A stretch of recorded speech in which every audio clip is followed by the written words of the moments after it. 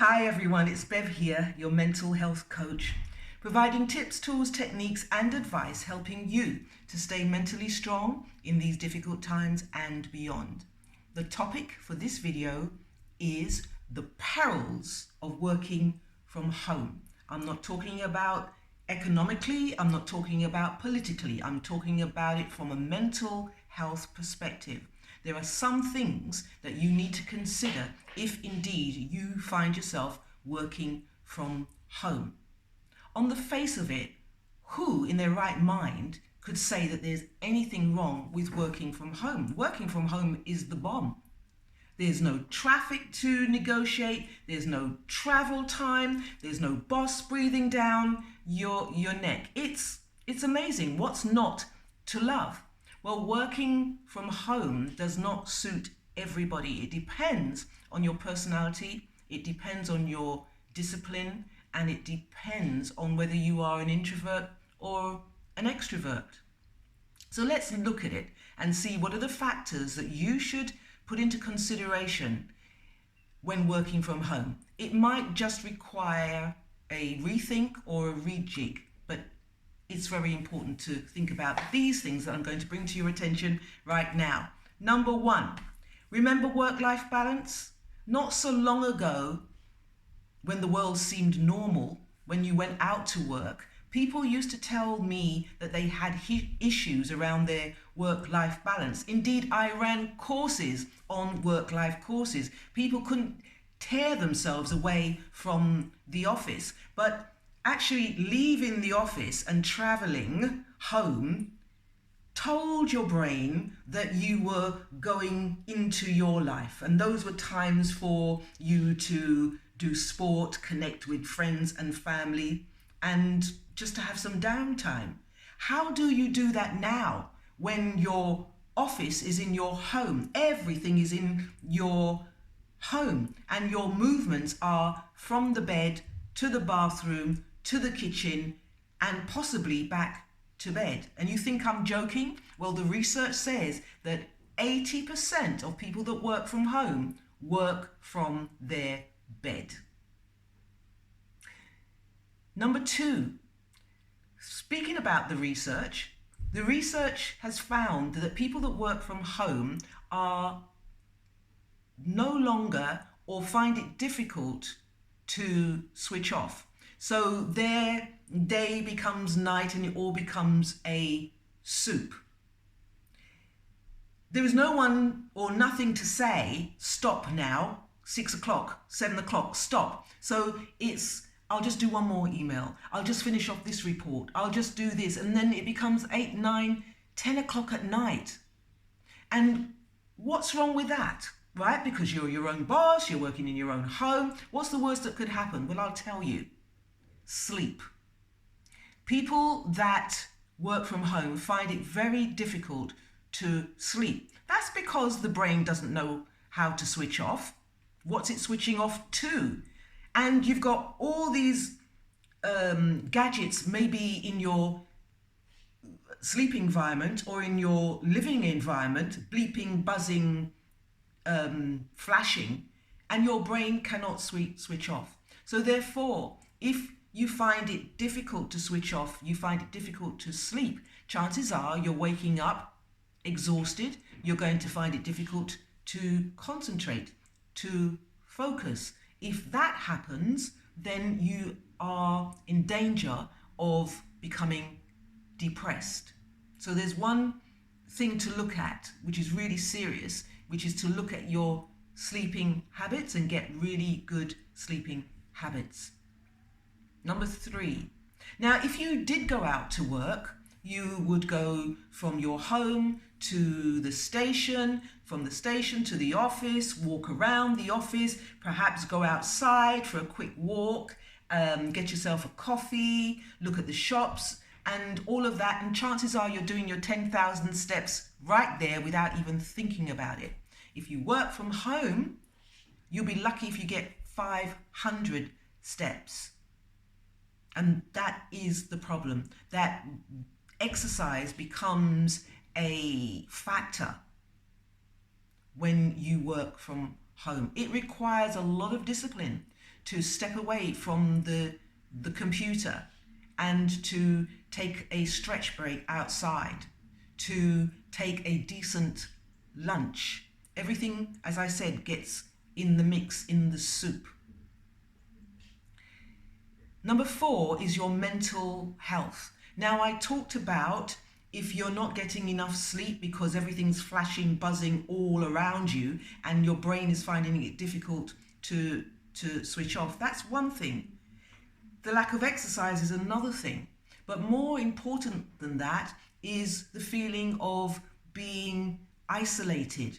We are social animals. We love the connection. We may not think that we like people passing our office to ask us, did we see the game yesterday, or did we watch the news last night on the TV? We think that these are interruptions, but they're necessary. They are human connections.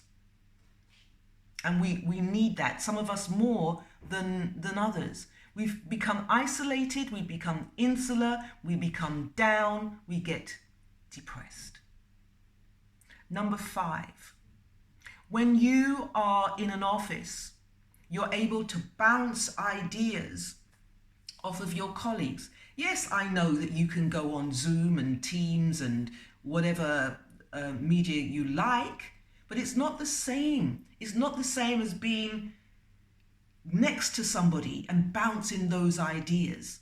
Zoom can never compensate for that human connection and contact. Creativity is spontaneous. It really is. And you don't get it when you are bouncing ideas off of yourself and the 4 walls. Number 6, what falters when you work from home is communication, because there's 2 types of communication in a organization. Well, we know about the formal communication. You get the memo that says we will do this and we will do that, and that's fine. Emails, meetings, they will continue. But just as important as the formal communication in an organization is the informal communication, where people gather around the watering hole known as the canteen or the vending machine, and they gossip and they chat and they say, what do you think about that initiative, or where do you think the company is going? Or you might get some insights as to what they're doing over there in accounts or in another department. And informal communication is the gel of an organization. You feel as if you belong to something. This company is my tribe. And when that goes, again, it feeds back to feeling isolated and alone. Number 7, and this is a really serious consideration. Yes, it is great. You're working from home. You don't have the boss breathing down your neck, watching your every move, but neither do you have the boss observing what you're doing, giving you feedback, coaching, leading, and also looking at your career progression. So how are you going to manage your career if you are working from home? Tell me. How are you going to make a difference? Who's going to see you do an amazing piece of work on that project, on whatever you're doing, if you're working from your bedroom, the confines of your living quarters? Number 8. Now, working in an office, whether you know it or not, companies have to comply with health and safety. They have to be aware of the temperature in the office, in the building. They have to be aware of ventilation. They have chosen the chair that you're sitting on and the relationship of the chair to the desk. This is good ergonomics. So they are looking out for your health and safety. If you're working from home, that may not be a consideration for you. So you might be hunched over an ill-fitted desk, or a makeshift desk, or you may have your stomach muscles compressed. So you're going to get problems with your stomach, you're going to get problems with your shoulders and your posture, and indeed you're going to feel problems in the future with your back. So these are some of the considerations that you need to really think about if you're going to work from home. Yes, working from home is bliss. It really is. But you need to figure out whether you are an introvert or an extrovert. If you are an extrovert and you love that human connection, that chat, just the buzz of the office, then, you may need to go to the office more. If you're an introvert, you may think, oh, I don't need anybody, I don't need to talk to anybody, and actually people are an interference.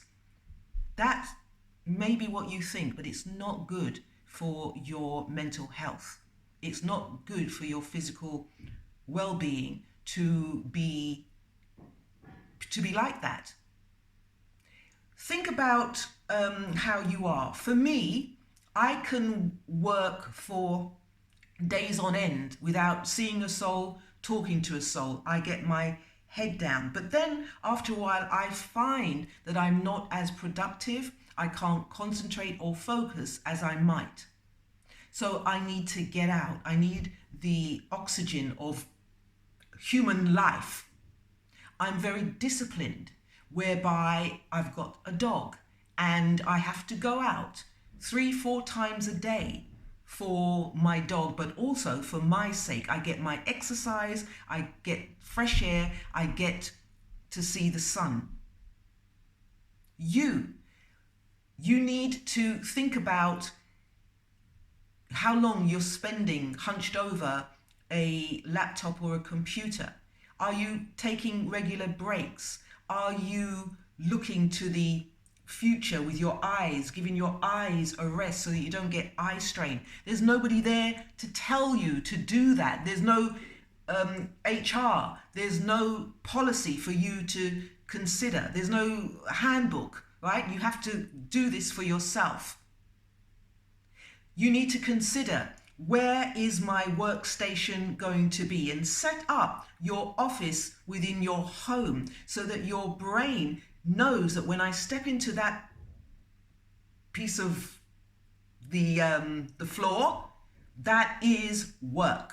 When I step out, no more work. You need to get an open sign and a close sign so that you know that now's my free time. I'm in the same environment, but it's my free time. You can train your brain that way.